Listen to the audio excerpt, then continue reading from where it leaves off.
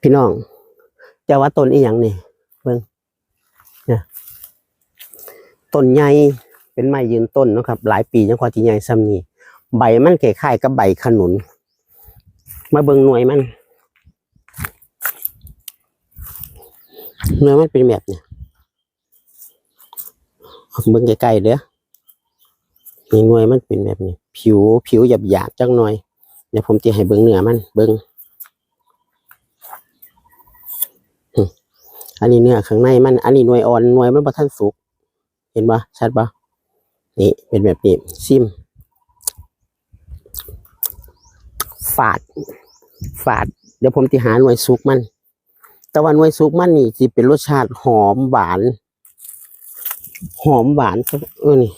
อันนี้ก็บ่ถือว่าสุกเต็มที่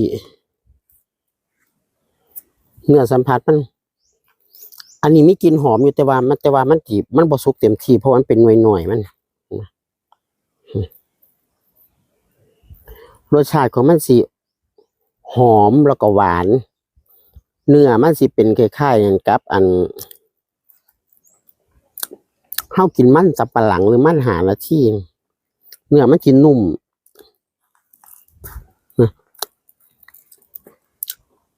กินได้หอมหวานบ่ฝาดหอมชื่นใจอีหลีเด้พี่น้องฮู้บ่ว่ามันต้นอีหยังบอกให้แน่ต้นมัน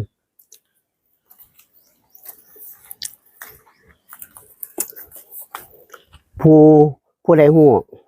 มิ้นให้ค่อยแน่ว่ามันคือต้นอีหยังโอเค